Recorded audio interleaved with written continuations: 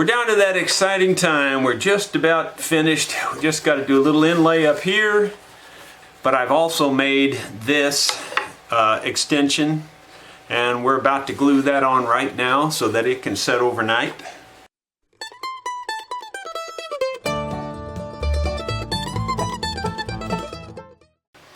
That looks really fine, so we'll just let that set overnight and move on to the next step. The customer has chosen the mother of pearl and abalone shell inlay versus the wood inlay that I've been doing lately, and that's fine. So I picked out a real nice piece of mother of pearl. I cut the rose out of the mother of pearl, then I dye it red. But the rest of the stem I'll cut out of abalone shell. So I picked out a piece of pearl here that has a lot of figure down in this area, so that's what we'll use.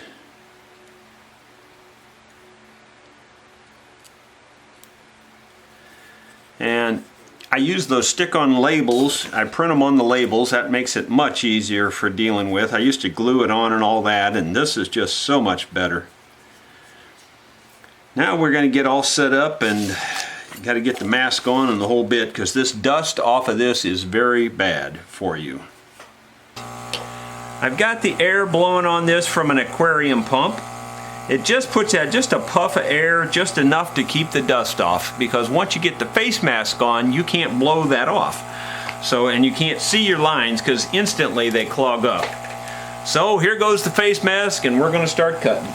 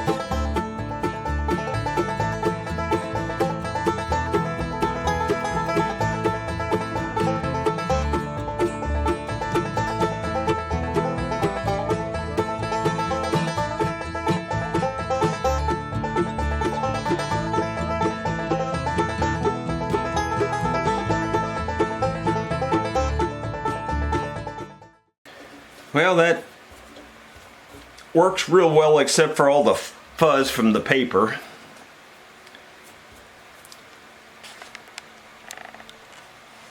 Let you see what that looks like up close. So just that hole's been routed out, and I highly doubt that this will fit in there yet, but it's going to be very close, and I try to make them fit just as tight as I can make them fit.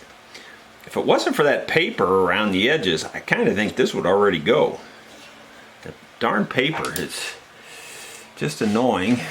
You just had a way to control that. Those labels stick-on really have made things much easier, but then on the other hand, the paper creates a problem right around the edges. And it also builds up while you're trying to move the router, and it catches on the router. Let's just see if we can trim it off this way and get it to go. I kind of think this is going to go. Wasn't for the paper.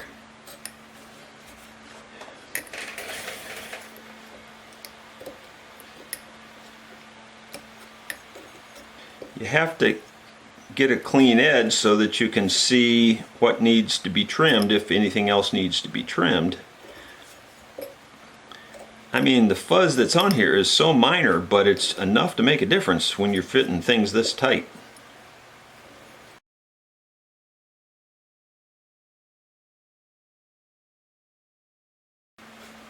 Wow, it almost goes. Man, it's so close to going, it's not even funny.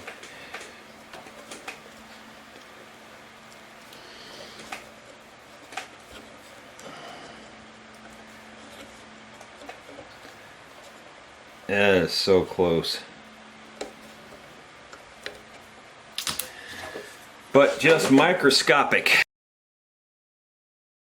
Tried to just rub it around there without really cutting anything. Yeah, it's just unfair that it's just little tiny amount. I think I know where to go. It ought to go this time. Yep. And I mean, it's tight. You can't even see. It doesn't move at all. Yet it's not quite deep enough, which kind of sucks because now I have to go through the whole thing again. So I'll reset up the router and cut it one more time. I've gone back through it 2 more times and I've got it set now where it's still slightly proud of the surface, but only very slightly, about the thickness of a piece of paper. And the other pearl, or I should say the other shell, the abalone, is actually a few thousandths thinner than that. So I'm going to leave it there, kind of split the difference. And I think that should work. Now we got to route out the stem.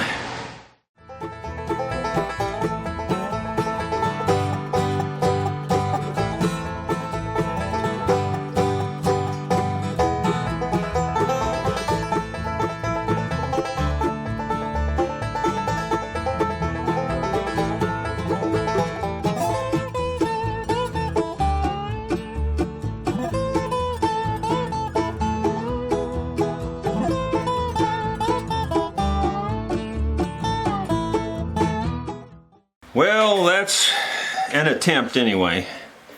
Now we'll peel all the paper off and see how everything fits. And I'm sure it's going to take some more tweaking here.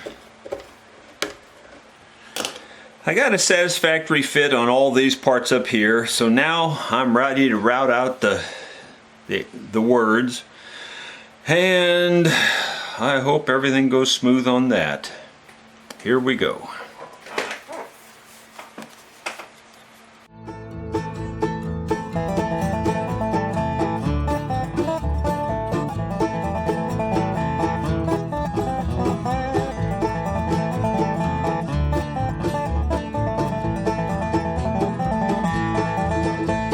Well, that one didn't work as well. The paper kept tearing and pulling up underneath the router. That one, I just have to take it off of here, lay it on there, and kind of draw around it a little bit and to do a better job. Didn't turn out terrible, just didn't turn out as good as I wanted. Always something with this stuff. Okay, so especially the Rosa part here, it just didn't work.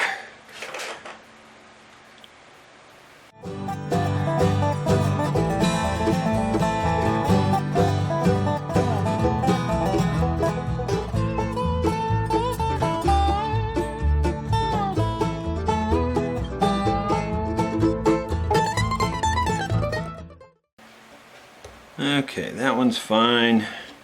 Not as tight as I wanted, but you know, it just is what it is, as I say. We just have a little fill. And now I know isn't going to fit either, but just trying to see where it needs the most work. Not too far off on that one.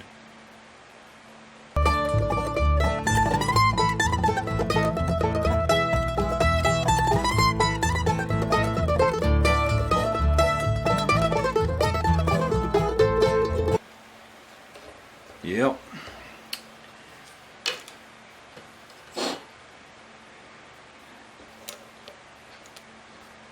I think we're there. Well, there you go. It fits, and it's a pretty good fit, really. It's not much fill. There's filled, I ain't gonna lie to you, but it ain't that much. You know, considering how difficult that stuff is to do. That's pretty darn good fit. So So I'll take a little CA glue first and tack it down in there, and then I'll mix up some filler to put in this. Well, that's what she looks like after I sanded all the paper off and got it leveled out to the top there. So you can see it's pretty plain, needs some work. There's no detail in the words, there's no detail in any of this. So that's what we're getting ready to do next, is the detail. And so I haven't really tried it with a Sharpie. I usually just use a regular pencil. I thought maybe I'd try this fine point Sharpie because it makes such dark marks that they're easier to see, and thought perhaps I could do it better that way, but I don't know if I can or not. I had to try to get in here and put in the detail, and I'm just going to be looking at this to come up with the detail.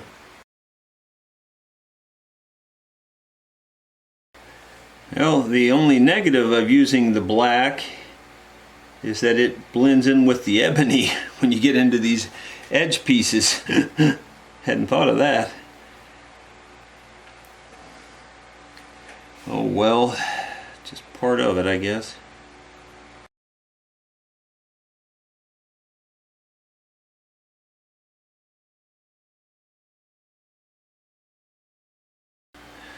Well, that's better. It's not perfect, but give you some idea of what the Rosa will look like. Of course, then I have to still do it freehand with, and I use the Dremel tool with a really, really tiny bit. I mean, the bit is so small you can barely see the end of it. And then the flower itself, that all has to be drawn in there too. I don't know if I can do that with the Sharpie or not. I may have to go to the pencil on that one.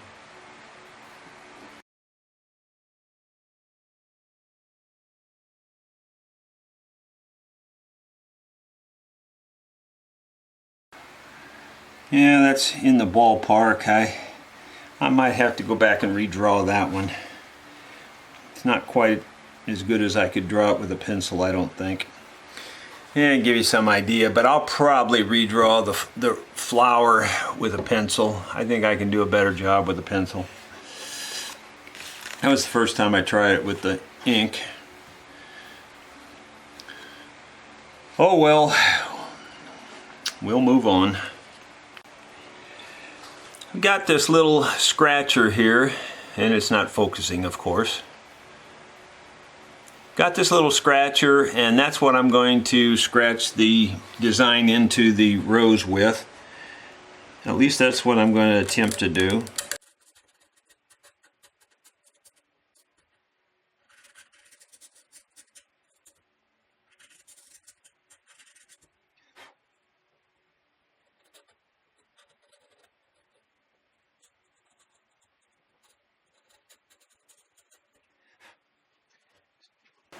It's difficult to get a good deep scratch in there. Mostly it's awkward to hold it. You know, in one way it probably would have been smarter to just do this with the neck off of the mandolin, because the body of the mandolin gets in your way here and it's kind of awkward. So maybe I should change my order of operations and do this earlier on in the process.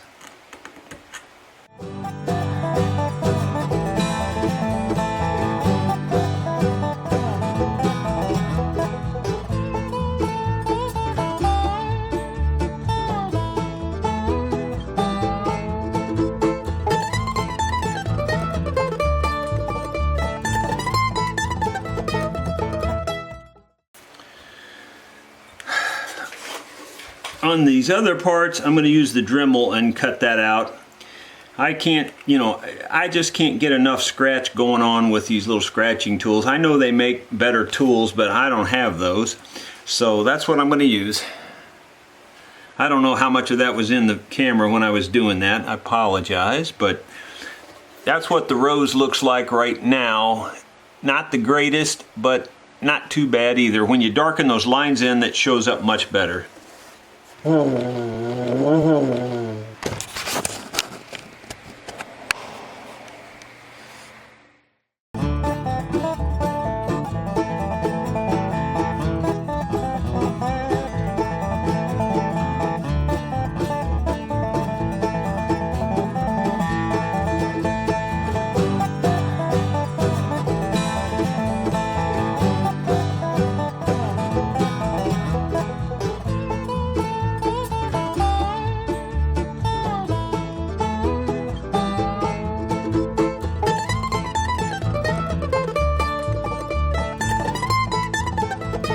Well, as far as I can tell, that looks real good.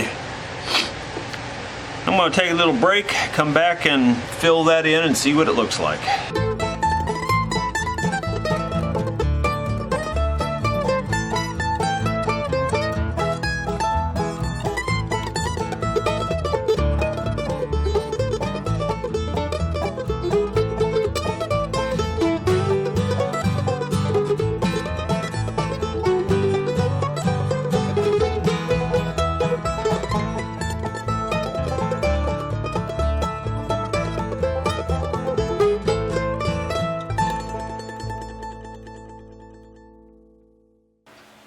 Well, there's what she looks like after the first pass. We're going to fill it in now and see what it looks like. We may have to do a little bit more touch up, but I think it's going to look pretty good after it's filled. I've got a little epoxy here, just going to mix in some color with this.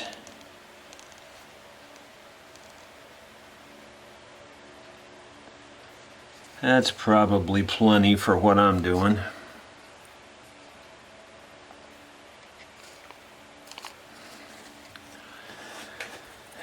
We'll stir it up first, and then we'll mix in some color with it.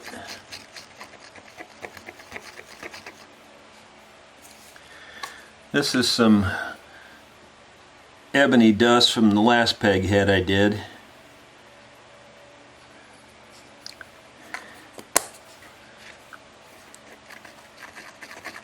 So to darken up real good, and if it's not dark enough, I've got some more stuff that's even better.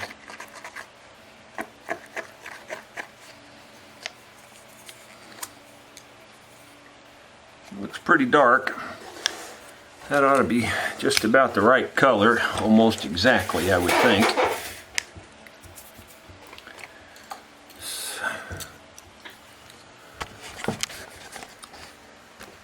So let's put it on there and see what happens.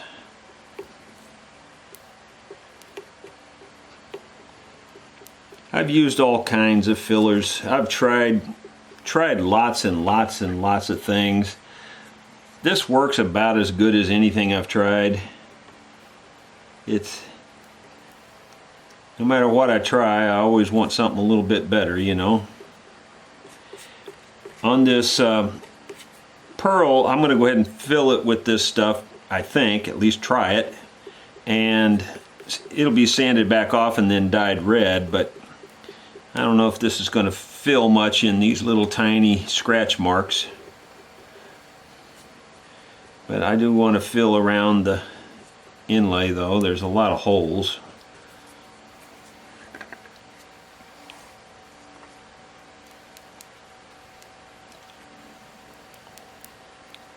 This stuff shrinks too. Everything shrinks.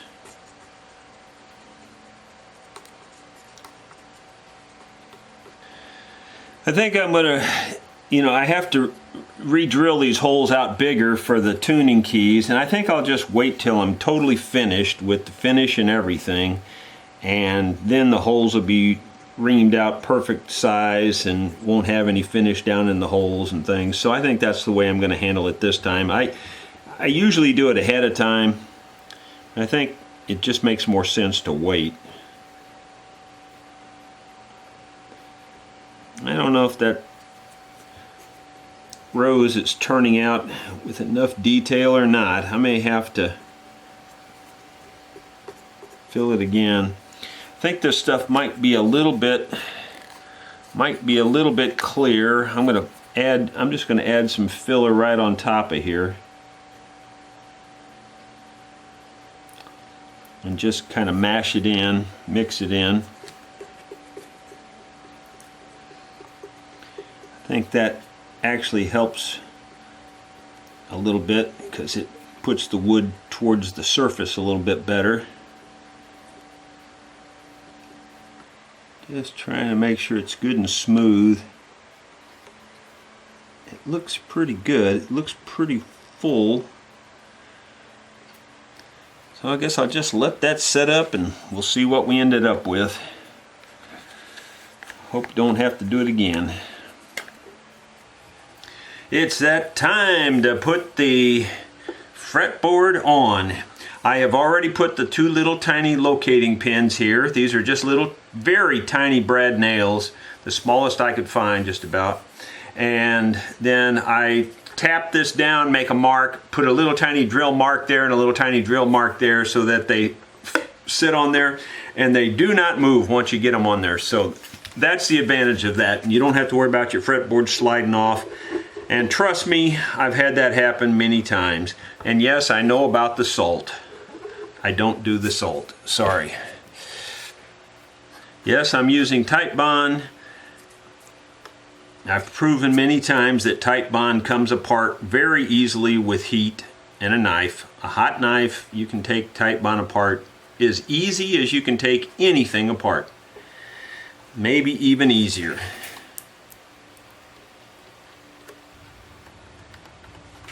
Just trying to make sure I got good coverage everywhere.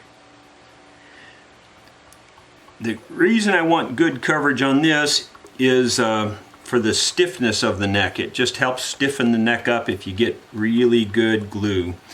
I could put the glue on this side, but I think it would just create too much squeeze out because we're dealing with ebony here, and ebony is very non-porous as woods go, let's put it that way.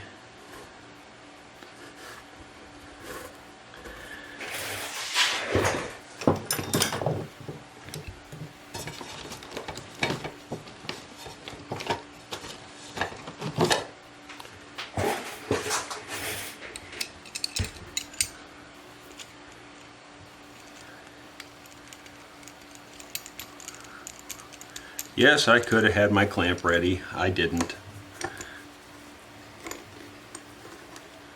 These clamps have leather on them already, but I just do the extra leather just for security, if you will.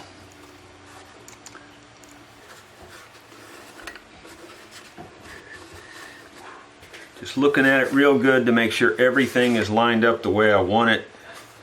I believe it is. So let's go ahead and clamp her on down.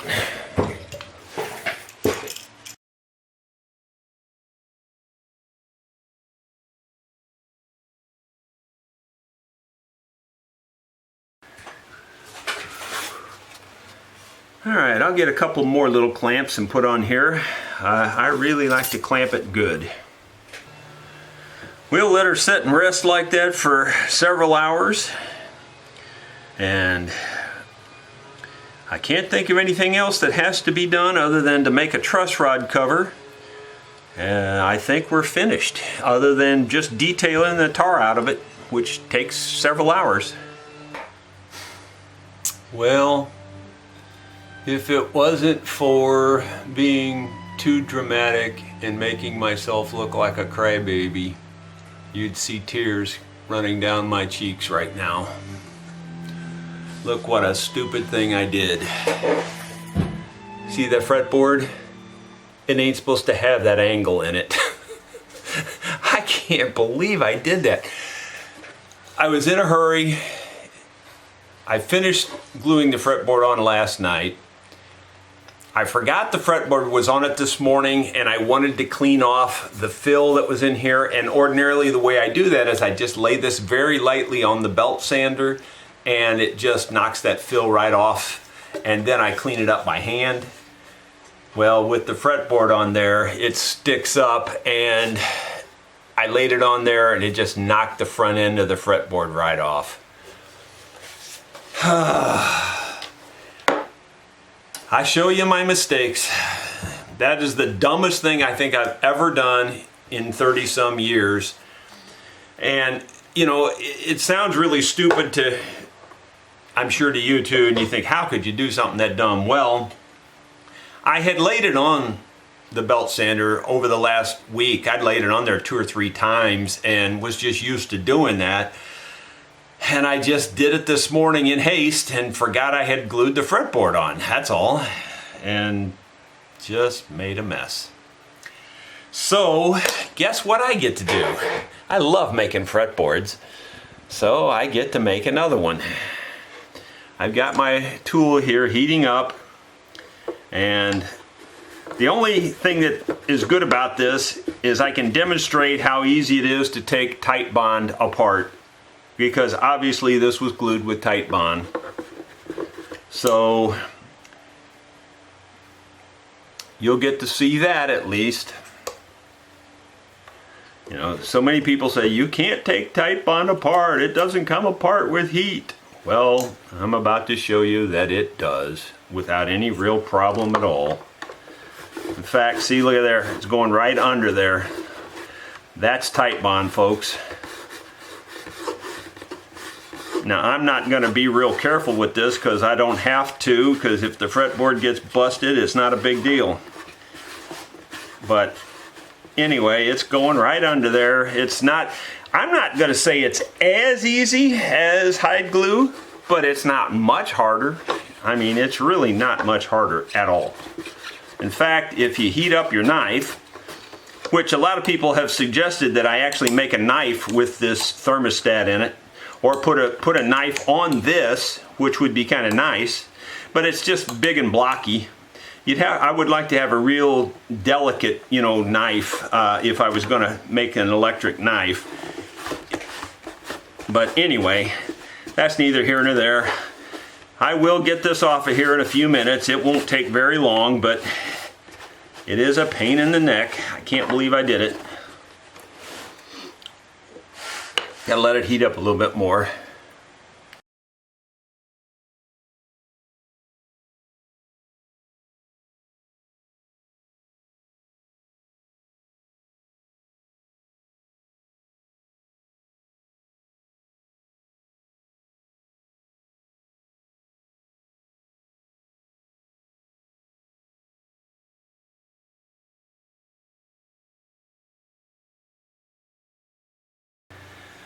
There it came off. Yeah, it chipped a little bit right there at the very end, but not a big deal. I could have taken more time and made it a little smoother, but not a big deal at all. So, you know, there it goes. There's the myth that you can't remove Titebond. It's not that hard to do. It took me maybe 10 minutes to get that off of there, if that. I don't think it took that long. So, there you go. Now that I've taken the fretboard back off, I found another little disappointment area, and that is the fill around these white letters in the pearl just didn't get dark enough. So I'm digging all that fill back out, and I'm going to re-darken that fill and redo this. So it's quite a job.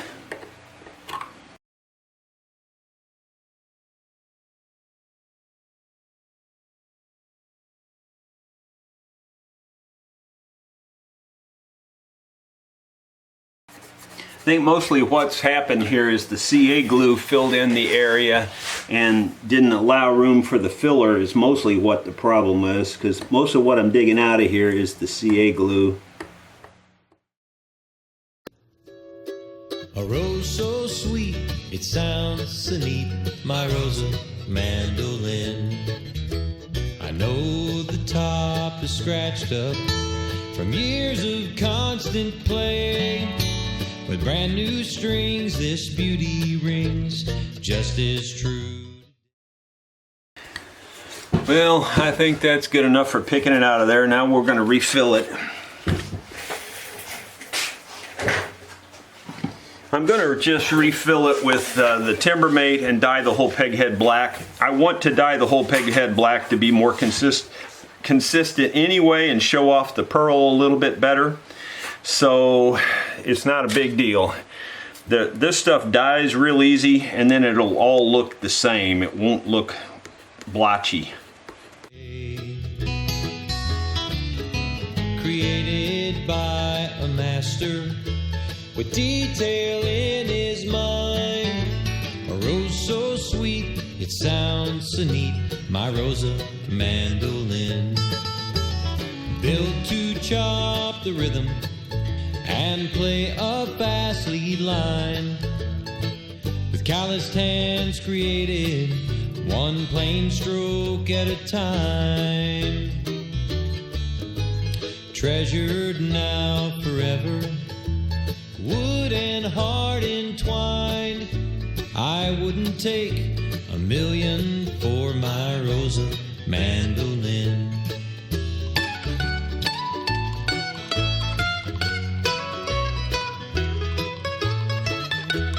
Dad said it's your birthday, let's watch a bluegrass show.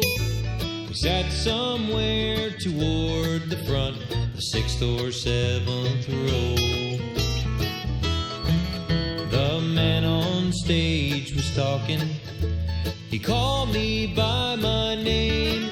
I finished it this morning for this special boy's birthday. It was a tree sawn into boards, he'd begun to give it life. Slowly chipping at the wood, traditional design.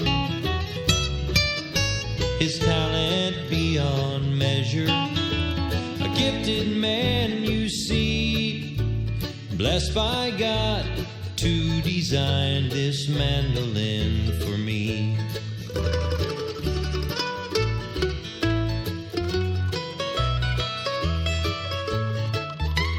You two, friend, could own one, but time is growing thin. The carver's getting older, but he is not gone yet. Don't tarry, place your order. He'll carve a dream, it's true. Genuine and hand-produce a Rosa just for you. That's built to chop the rhythm and play a fast lead line. With calloused hands created, one plain stroke at a time. It's treasured now forever, wood and heart entwined. A rose so sweet, it sounds so neat, a Rosa mandolin. Yes, sir, she's a beauty. If you could only see the care he took creating this mandolin for me. Thank you, Mr. Jerry, for my Rosa mandolin. It's a rose so sweet and sounds so neat, my Rosa mandolin.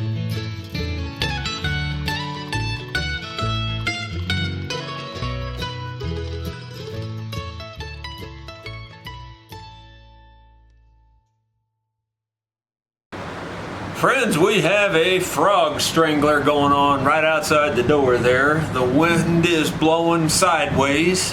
Heavy rain.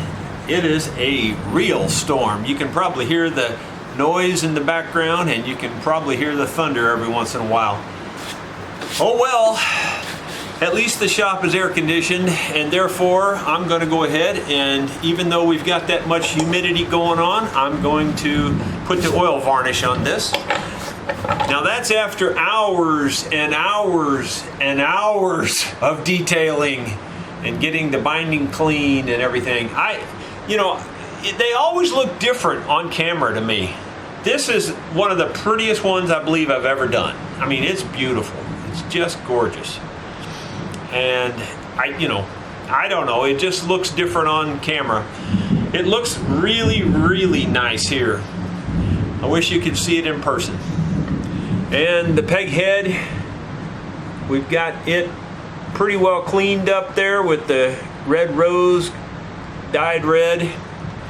Now, on this one, the customer asked for an oil varnish finish, but because, my oil varnish that I'm making is still slightly experimental, I'm going to use True Oil, which is, I have used it years ago, but it's been years and years ago. I mean, like 20 years ago at least. But it comes in a bottle like this, True Oil. Should make an excellent instrument finish. I know a lot of people use them on instruments. And the customer specifically asked for the True Oil finish, so that's what we're going to do. Now the directions on this say, put it on with your fingers or with a rag. And maybe that's what I should do. But I'm not going to. I'm going to brush it on. I might be sorry, but that's the way I'm going to do it. So here we go. I've got it, just got it in a little jar right here right now, and reaching in my brush. And one of the tricks to putting on oil varnish is going up instead of down. It helps go on thin and keeps it from running.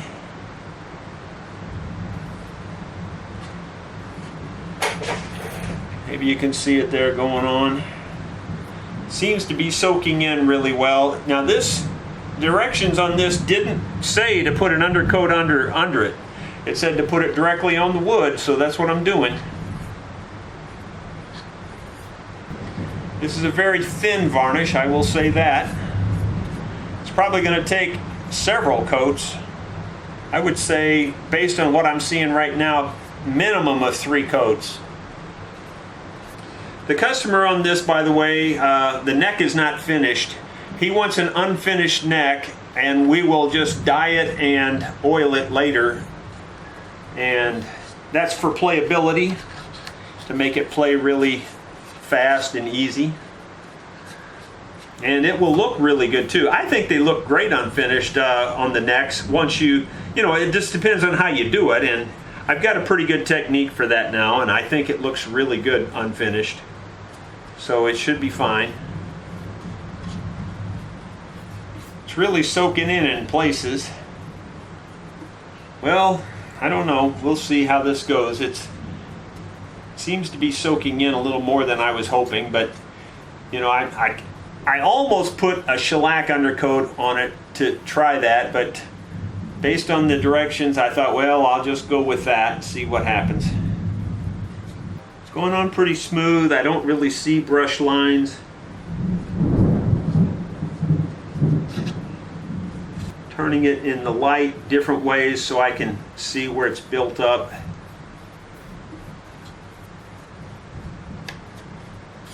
It definitely is building up in places and sinking in others.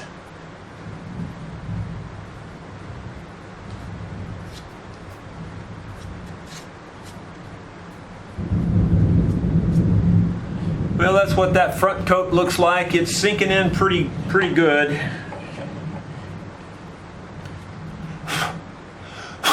We'll go to the back here.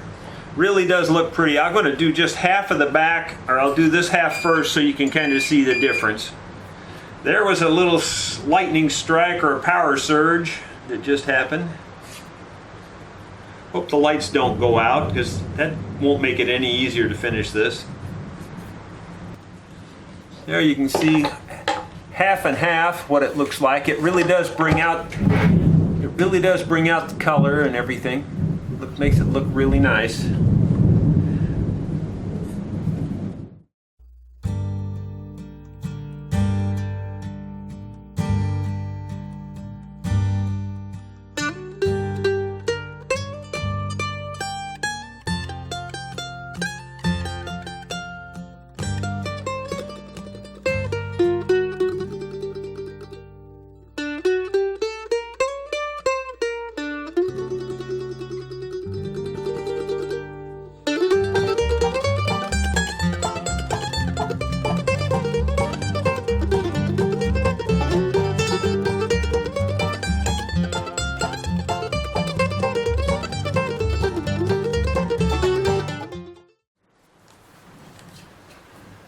Well, hopefully this coat seals it up good, and then I can put the next coat on, and probably a third coat more than likely we'll need.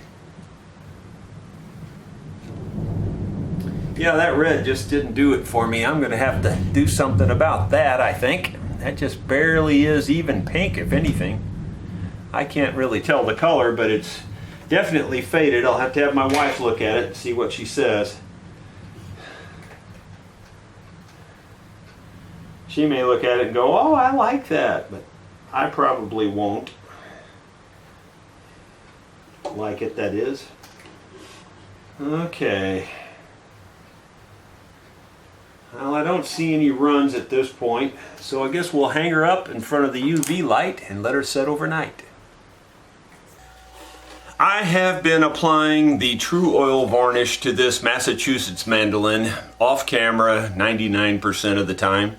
I've probably put, I don't know, 7 coats on this, and they go on much thinner than they appear to. It takes almost nothing to sand through it. But now that I've applied about 5 coats in a row without, well, I haven't really sanded it at all. I've just been doing the steel wool between coats. But now that I've got 6, 7 coats on there, I've decided to go ahead and sand it a little more level with some 400.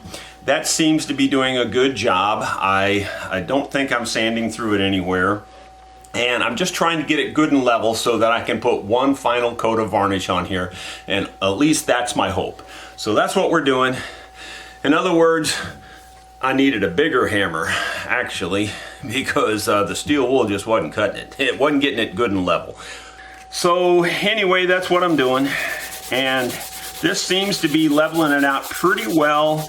It sands real easy, I will say. It doesn't build up on the sandpaper at all. You get a few little minor runs applying oil varnish with a brush, and they sand right out very easily with the sandpaper. They appear to come out with the, those runs appear to come out with the steel wool, but they don't seem to really go away with the steel wool. With the sandpaper, they do seem to level out and you don't really see them at all. And I'm hoping there won't be any runs in the final coat. I'm going to put it on very carefully as I can. And hopefully we're down to the wire here on this finish on this. Lot of work, I will say that. But finish always is a lot of work. Nitrocellulose lacquer is no easier to apply, let me tell you.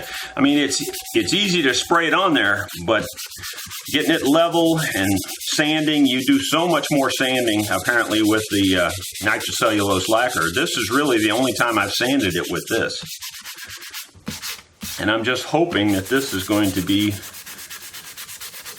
the final coat.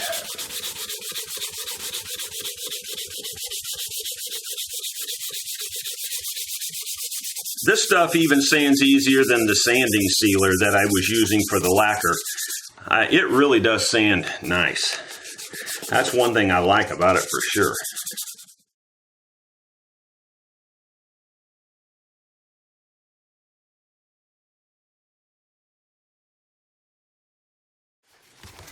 There's almost no flat spot on a mandolin, which is one of the main reasons I prefer using my fingers.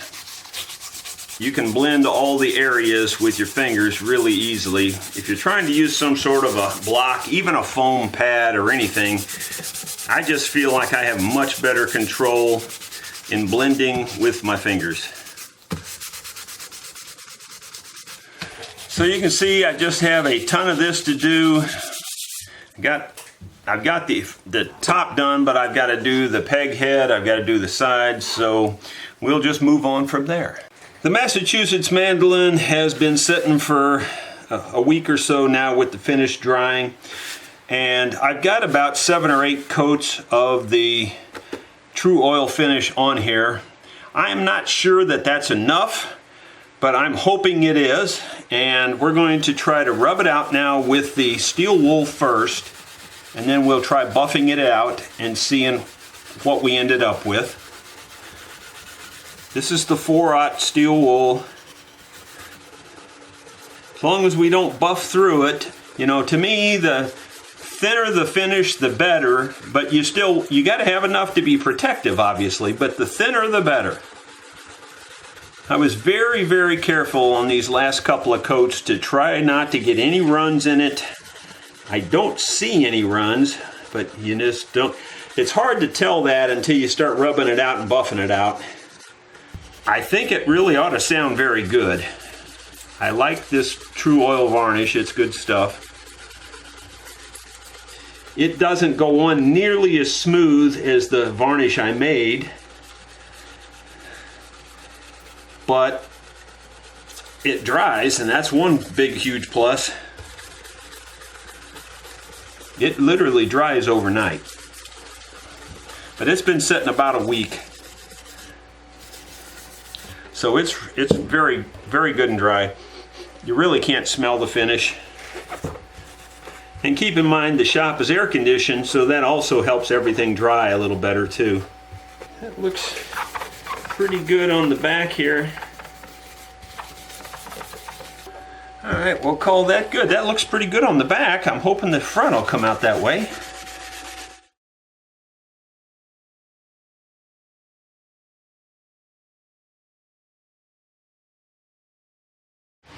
Yeah, that seems to be working. I hope. Yeah, I think so. Yeah, I don't see the discoloration there now. That helped.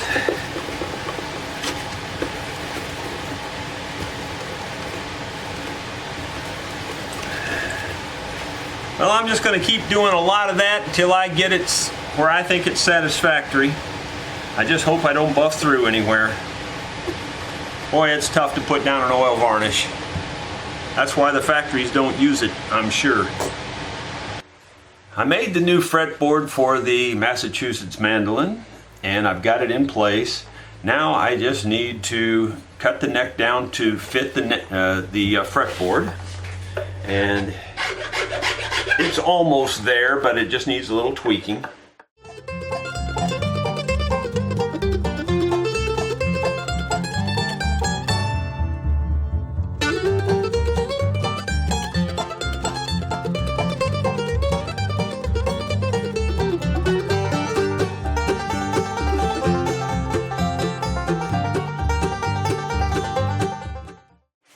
Oh, that really has a nice small feel to it, nice delicate neck. Just looking at it to see if I see any inconsistencies. There's still a little bit right in here yet.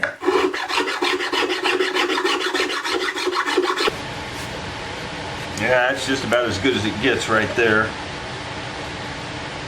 A little more tweaking and we'll be ready to stain it. I'm trying to get a little better polish on this Mandolin. It's not bad, it's just not as good as I want, you know. It's always, you always want a little better. I have tried pretty much everything you can imagine. 2000 grit sandpaper, the finest steel wool I can get. I've used rotten stone, which I have in this. I have used the semi-chrome polish, and I've also used this and just tried various combinations, and really none of them are completely satisfying to me. This one is actually about the best so far for me. So I'm going to put this back on there, and I'm going to spread it around with my fingers because it just slops around when I use the buffing pad on it. So I'm going to spread it out pretty thin with my fingers here.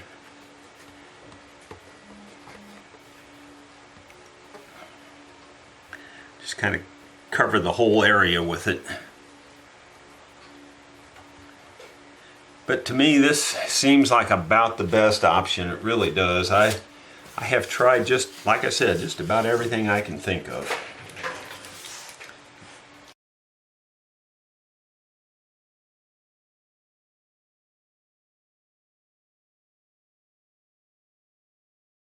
Well, hopefully that worked. Let's see what that did. Oh yeah. Yeah, that's the best so far by far.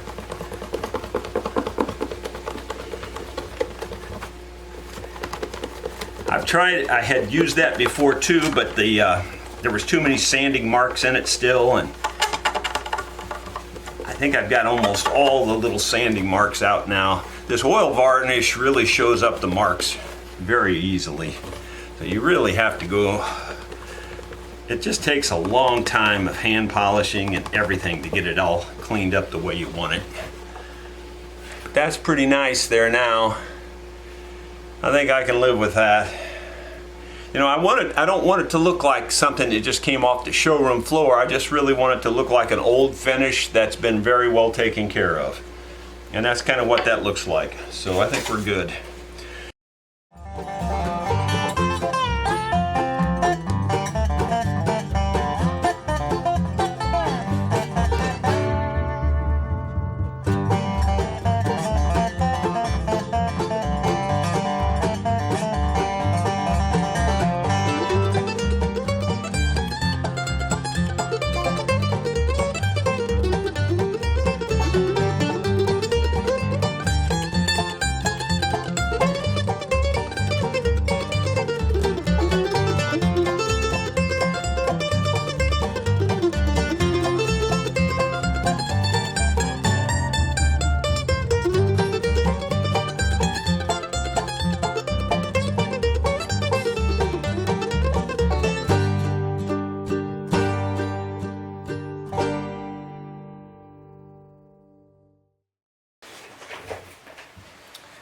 It's looking really nice. You can see the side positioned.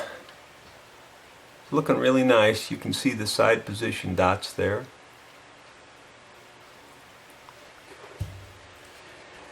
Just cleaning off all the binding.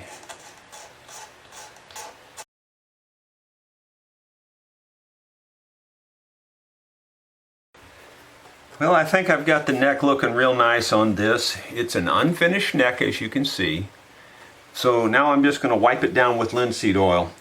After I put the leather dyes and alcohol on here, the grain raised a little bit. So I took a little tiny piece of 2000 sandpaper and just lightly went over it without really sanding anything, but just to smooth out those little rough feeling things. And it's real slick now, very, very slick. So I think we can put the oil on there and everything should be fine.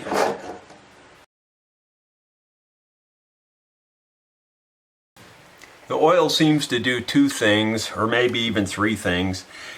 Obviously it's good for the wood itself, the bare wood.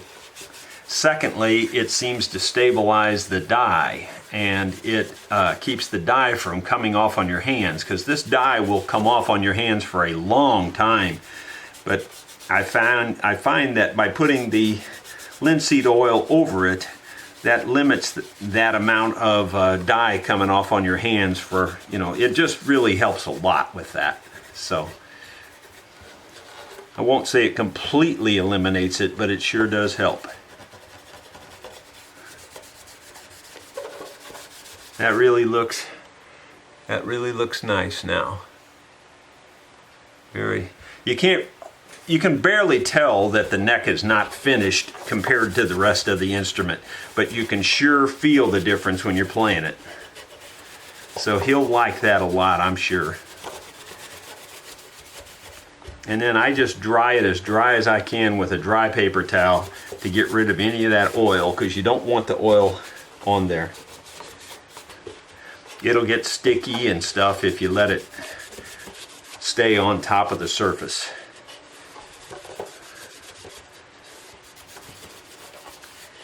That's very nice. I think we're good with that. Well, I'm not really ready to string this up yet. I thought while it still needs some more polishing and stuff, I'll go ahead and do a light fret dressing on this just so that the frets are all in alignment and get them all recrowned and everything. Get this all cleaned up real good, and then we'll finish polishing it out and setting it up.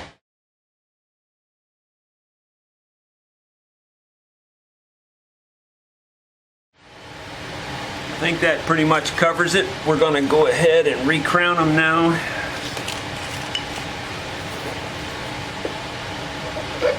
Well, there comes a time in every project where you have to say enough is enough. And I'm saying that's enough is enough on this finish.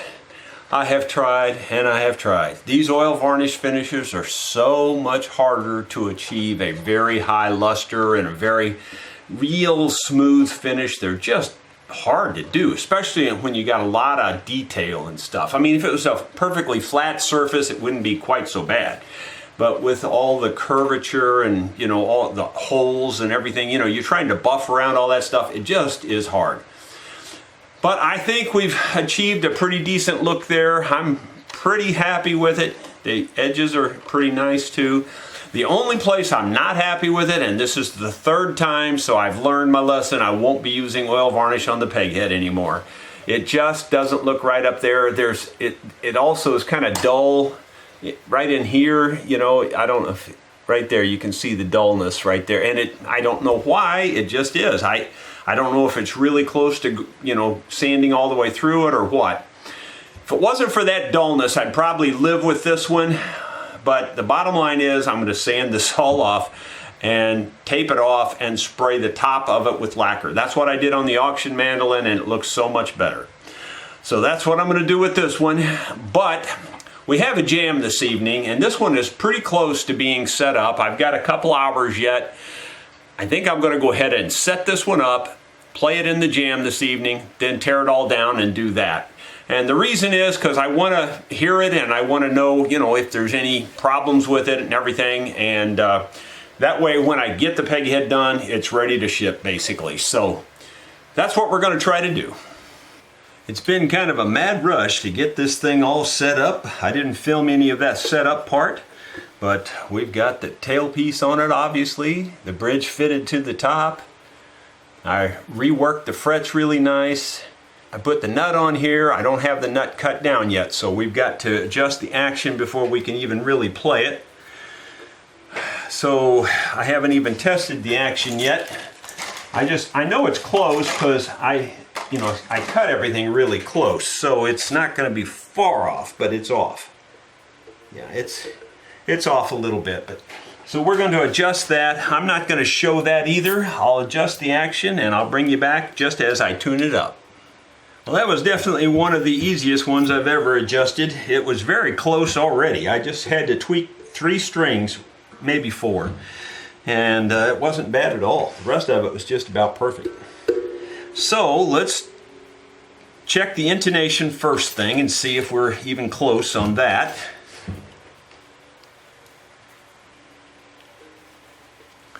See if we can get down here where you can see a little bit of it.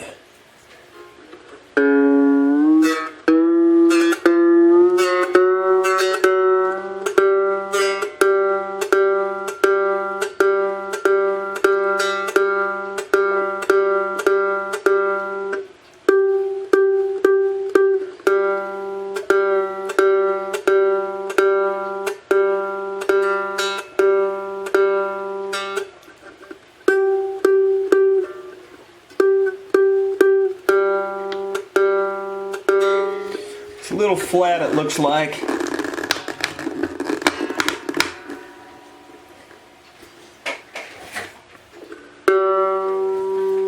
The action's really high back here at the bridge. I'm going to let that down, I can tell. That's pretty close. That'll affect the intonation too, so.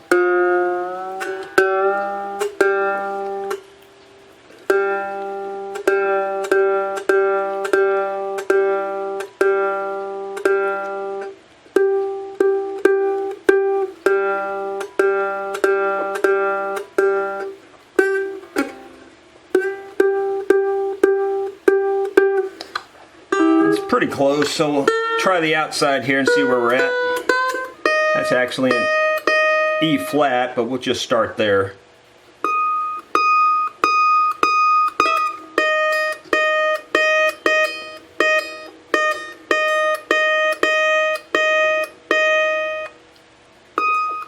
Pretty darn close.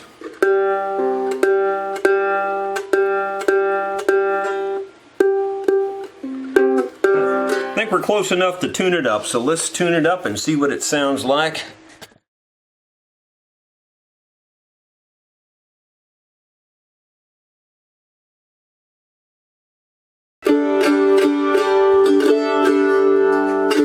Wow, it's nice. It's really nice. It's just like the auction mandolin.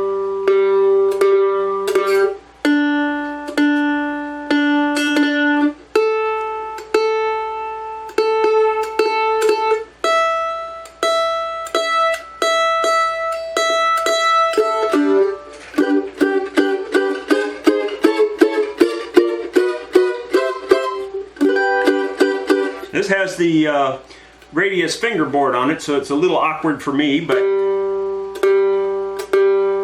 oh, my thumb hurts so bad I can hardly tune it.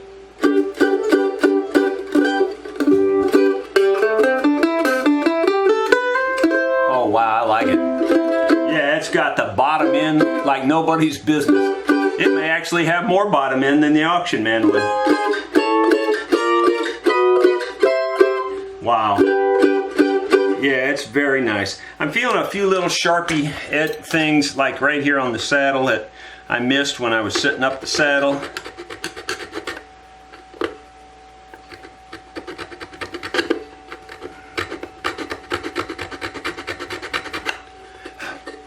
And I'm feeling something up here at the nut, so I'm going to fix those little things first before I go any further.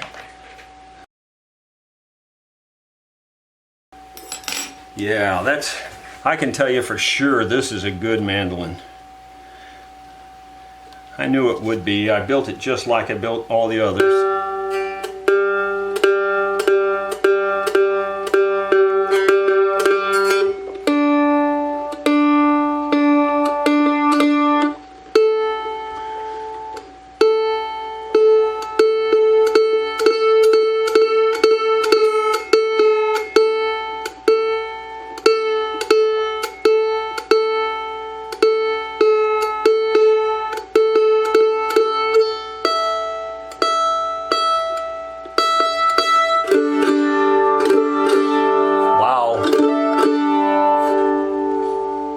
I love it. I love it.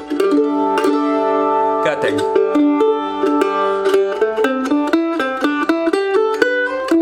Listen to the depth of the tone on that.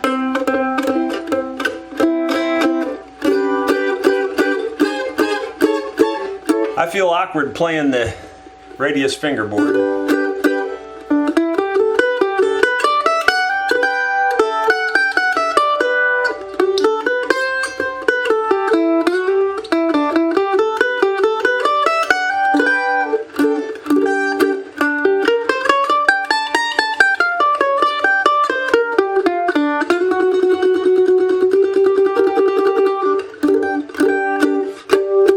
Very, very nice. Well, that's, you heard its wake up cry there. That's, it was just born moments ago. Yes, September 17th, 2019 is its birthday. I really like it. It's turned out very nice. We have the Hiscox case here. I believe these are British made according to this, and it fits the mandolin very nicely, and that's what we're going to keep it in. I think that's a really nice case. I imagine this is the case I'm going to standardize on in the future. They're a little bit more expensive, but I think they're worth it. I've got the Massachusetts mandolin all tuned up. This is its first tune that I've really played on it right now. This is in the key of F. It's Right On by Bill Monroe, and I'm going to play the same tune then on the auction mandolin, which just happens to be hanging on the wall right here. So we'll tune it up and play them back to back. That way you get an idea of what they sound like. They're very consistent, I think. This one might have just a fraction more bottom end. It's got a lot of punch. I can't tell you that it's got more than the auction mandolin, but I'd say it has just about as much.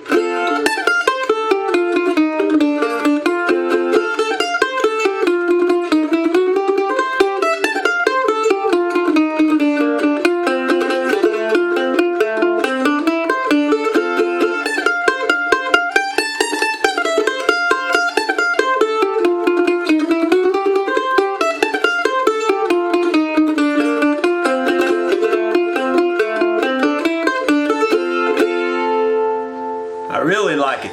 Oh, I just like it. It's got such a bottom end and punch on this thing. And so that's the Massachusetts mandolin. Now I'll play the auction mandolin. Okay, here's the auction mandolin. I'm trying to get in the same spot here. It's a little hard to do, but I think I'm pretty close.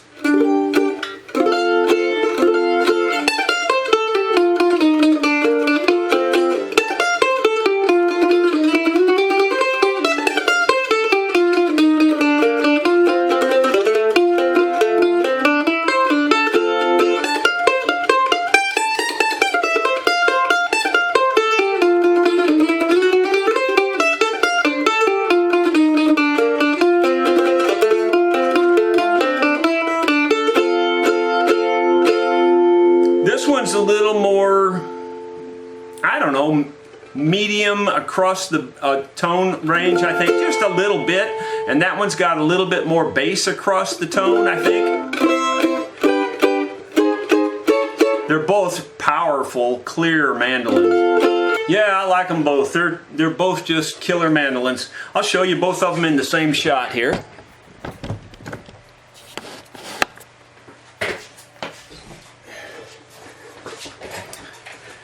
You know, to me, this one looks a little darker, but I used the exact same dyes, the exact same process.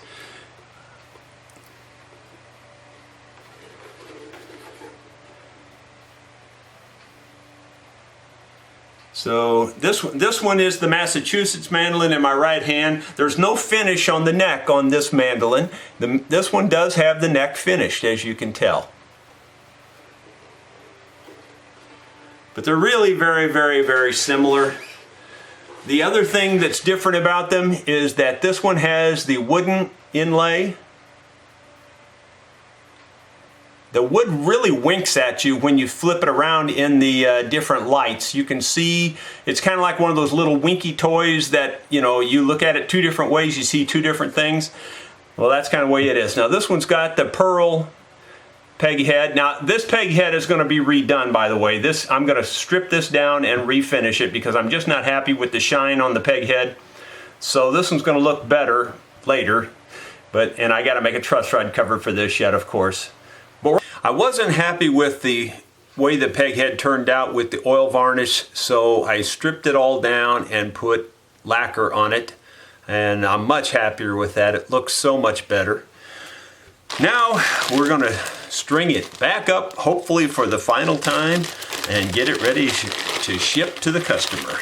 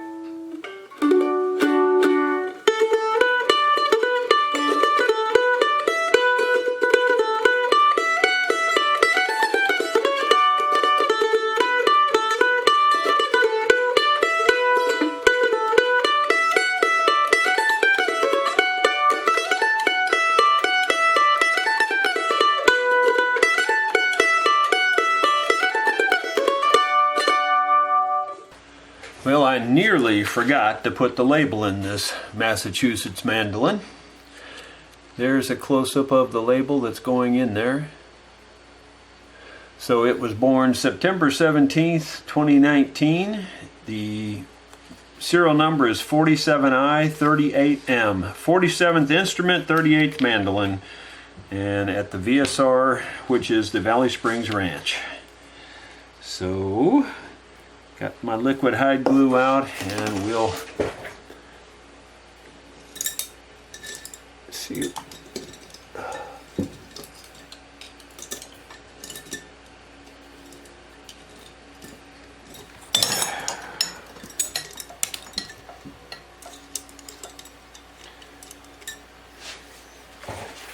Spread the glue all over.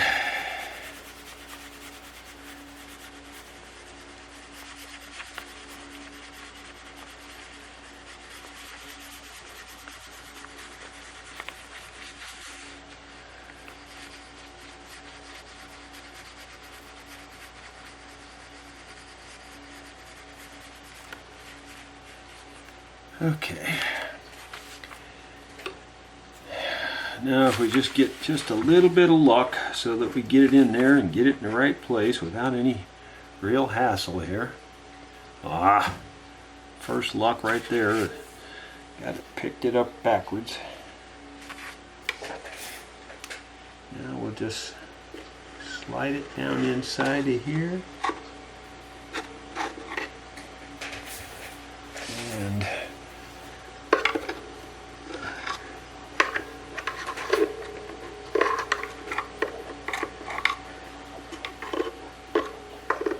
looks pretty good. So we'll just tamp it down with the paintbrush right in that spot there.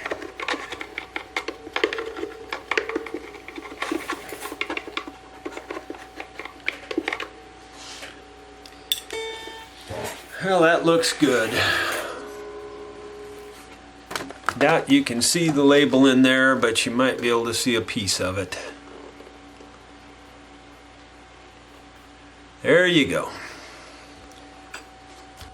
Well, friends, I thought maybe you'd like to hear some feedback on that Massachusetts mandolin.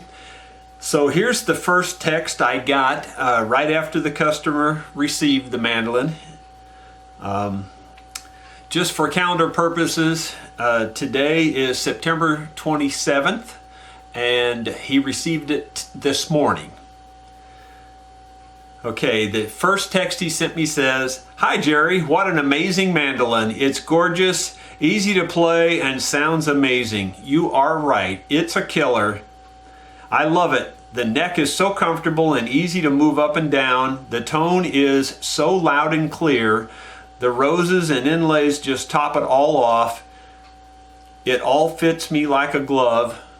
This will inspire me to become better and better. Thank you so very much." Okay, that was the first text. And I just sent him an acknowledgement that, you know, I'm glad he liked it and I was glad to hear that. And then he sent me another text that says, "It's so clear across all the notes." And then I sent him a text, a long text back, but I'll just surmise it to say I was thinking of asking him if I could just keep that one and make him a different one. You know, then I just put LOL, just laughing out loud type deal. And anyway, he wrote back and said, "That's funny, but makes me feel very lucky. Thank you. I love the neck. It seems to fit my hand perfectly and it's smooth like velvet. Such a pleasure to play." Well, the neck on that one was especially nice. I have to say, I took the finish off the neck on that one and made it, you know, just a wood finish, and it looked really nice. You could, you know, barely tell that the finish wasn't there, and it was so smooth and slick. So I think that's what he's talking about. This is in the evening, so later this evening, he sent me another text that says, "I love this mandolin so much, I'm selling my old mandolins. I thought I would keep one as a backup, but it's such a night and day difference, I don't want to play anything else. It feels like I've come home. It's so fantastic. I can't thank you enough." And of course, I was very glad to hear all that. So there you go. That's the feedback straight from the customer. Hope you enjoyed that.